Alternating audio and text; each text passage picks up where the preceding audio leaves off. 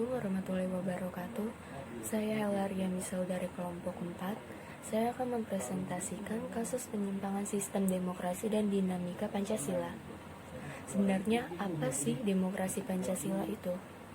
Jadi, rumusan demokrasi Pancasila itu lebih tepatnya terdapat dalam sila keempat Pancasila. Rumusan tersebut pada dasarnya merupakan rangkaian totalitas yang terkait erat antara satu sila dengan sila yang lainnya. Nah, sekarang kita akan masuk ke kasus penyimpangan sistem demokrasi dan dinamika Pancasila. Seperti yang sudah dikatakan sebelumnya, bahwa rumusan demokrasi Pancasila tersebut tercantum di dalam sila keempat, yang berisi kerakyatan yang dipimpin oleh hikmat kebijaksanaan dalam permusyawaratan perwakilan. Artinya, negara kita menjunjung tinggi musyawarah dan mufakat, serta hikmat daripada Tuhan Yang Maha Esa, juga kebijaksanaan.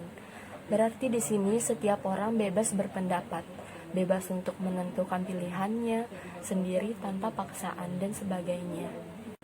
Sila keempat Pancasila terdapat kata hikmat. Dari sini kita bisa menyambungkan dengan sila pertama, yaitu ketuhanan Yang Maha Esa, yang dapat kita artikan bahwa di sini kita diajak untuk lebih mendekatkan diri kepada Tuhan. Tetapi di Indonesia masih banyak masyarakat yang menyalahgunakan hak demokrasinya, hak untuk berpendapat, haknya untuk bertindak.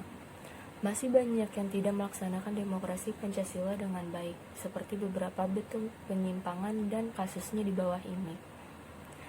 Yang pertama, perusakan tempat ibadah. Contohnya adalah perusakan tempat ibadah umat muslim di Minahasa Utara, teror bom di Kelenteng Kuantikun di Karawang, pengeboman gereja di Surabaya, pengeboman di Bali. Yang kedua, gerakan radikal kelompok tertentu mengatasnamakan agama. Contohnya ISIS atau kelompok-kelompok tertentu yang sering mengatasnamakan agamanya untuk menghancurkan persatuan, membuat antar agama yang satu dengan yang lainnya terpecah belah. Selanjutnya, tidak ada sikap toleransi kepada sesama.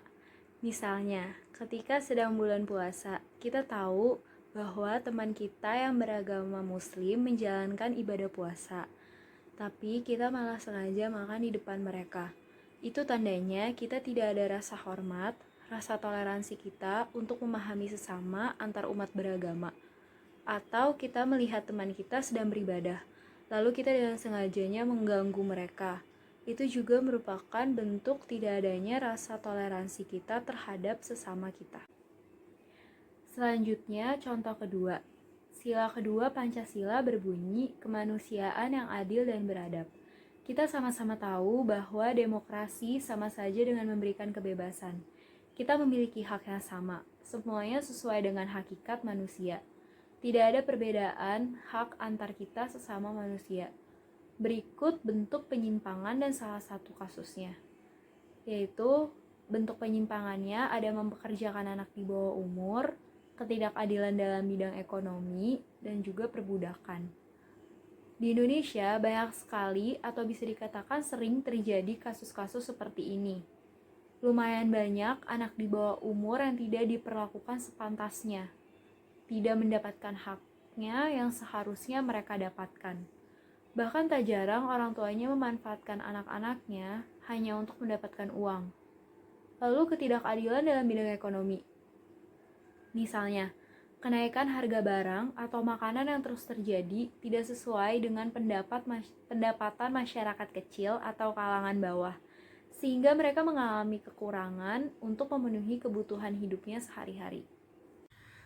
Contoh kasusnya adalah ketidakadilan karena hutang bagi rakyat kalangan bawah. Salah satu kasus yang pernah ada dan menjadi salah satu pelanggaran dalam sila kedua ini adalah usaha pemerintah untuk memenuhi kewajiban pembayaran pajak. Hal ini menimbulkan ketidakadilan bagi masyarakat terutama yang berasal dari kalangan bawah karena merasa dipaksa untuk membayar, dan itu sama saja seperti membuat rakyat kecil mensubsidi pengusaha kaya yang sekarang mengembangkan BLBI. Hal ini menimbulkan ketidakadilan bagi rakyat yang berasal dari kalangan bawah.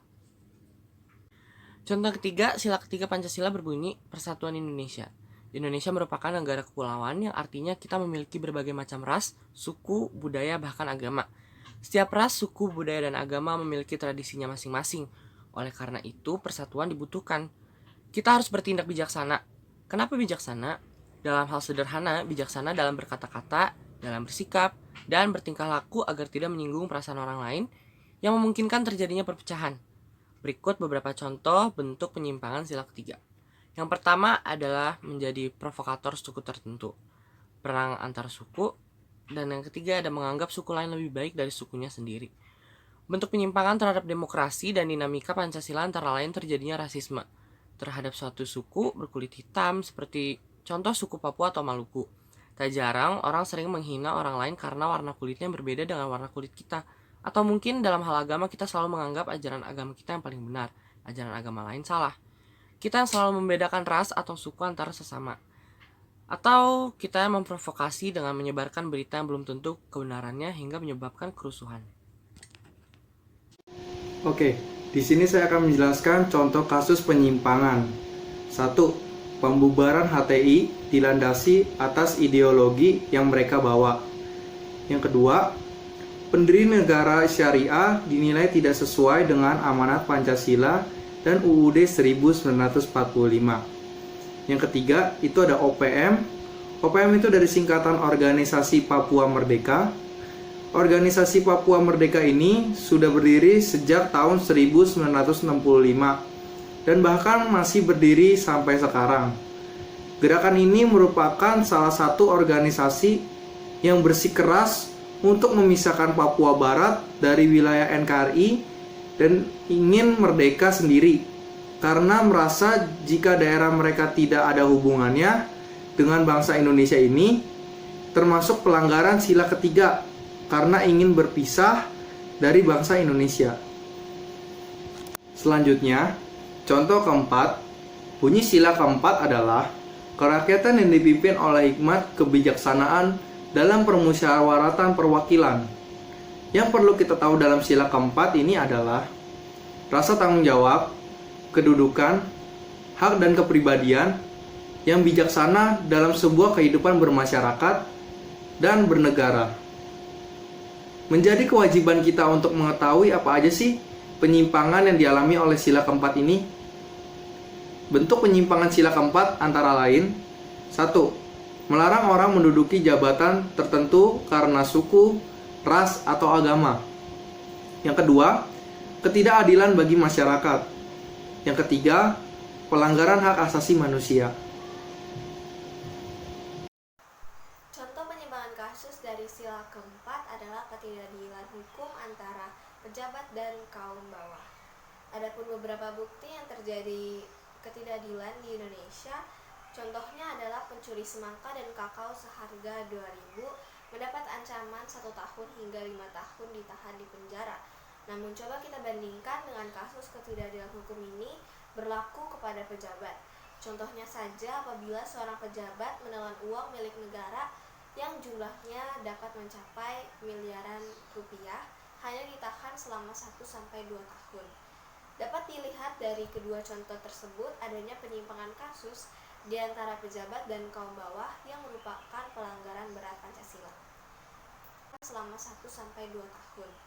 Dapat dilihat dari kedua contoh tersebut adanya penyimpangan kasus di antara pejabat dan kaum bawah yang merupakan pelanggaran berat Pancasila. Selanjutnya adalah sila kelima yang berbunyi keadilan sosial bagi seluruh rakyat Indonesia, yang artinya kita sebagai makhluk sosial membutuhkan satu sama lain, harus menegakkan keadilan bagi semua orang. Adapun bentuk penyimpangannya ada 3. Yang pertama adalah perilaku tidak adil karena kondisi tertentu. Yang kedua, kurangnya akan kesadaran pemerintah dalam dunia pendidikan. Yang ketiga, semakin minim fasilitas dan pelayanan kesehatan. Oke, lanjut ke contoh kasus penyimpangan dari sila kelima, yaitu perbedaan kehidupan masyarakat kota dan Papua.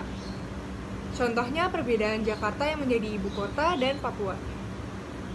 Walau memang sama-sama negara Indonesia dan warga Indonesia, tetap saja warga Jakarta dan Papua berbeda. Contohnya perbedaan infrastruktur yang merata di Jakarta, sedangkan di Papua infrastruktur pembangunannya belum merata.